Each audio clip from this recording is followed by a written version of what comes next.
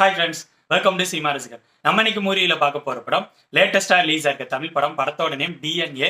இது ஒரு thriller drama movie. இந்த படத்தோட ஸ்டோரியில ஹீரோவான அதர்வா ஒரு லவ் ஃபெயிலியர். இதனால பொறுப்பா எந்த வேலைக்கும் போகாம எப்ப பார்த்தாலும் குடிச்சிட்டு பார்லே கிடக்குறாரு.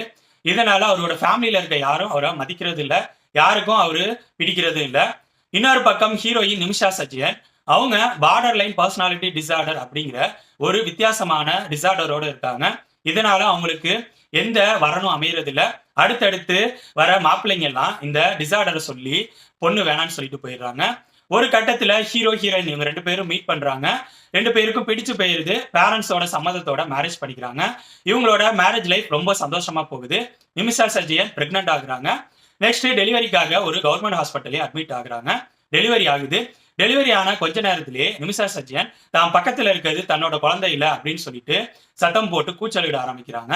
இதுக்கப்புறம் படத்தில் நடக்கிற சம்பவங்கள் தான் டிஎன்ஏ. என்ன பொறுத்த வரைக்கும் இந்த படத்தோட டெக்னிக்கல் விஷயங்கள், இந்த படத்தில் நடிச்சவங்களோட பெர்ஃபார்மன்ஸ், இந்த ரெண்டும் நல்லா இருந்துச்சு. இந்த படத்தோட ஸ்கிரீன் பிளே எனக்கு ஓகே அப்படிங்கிற மாதிரி தான் பட்டுச்சு.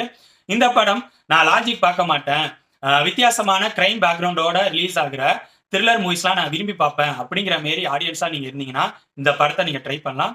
அப்புறம் இந்த படம் லேடிஸ்க்கு கொஞ்சம் பிடிக்க வாய்ப்பு இருக்கு. ஏன்னா குழந்தை பேஸ் பண்ண சென்டிமெண்ட் சீன்ஸ் சில இடங்கள்ல ஒர்க் அவுட் ஆயிருக்கு. ஸோ இந்த படம் லேடிஸ்க்கு பிடிக்க வாய்ப்பு இருக்கு. இந்த படம் இப்ப தேட்டர்ஸ்ல ரிலீஸ் ஆயிருக்கு. என்னோட ரிவ்யூ பேஸ் பண்ணி முடிவு பண்ணிக்கோங்க இந்த படத்தை பார்க்கலாமா வேணாமான்னு.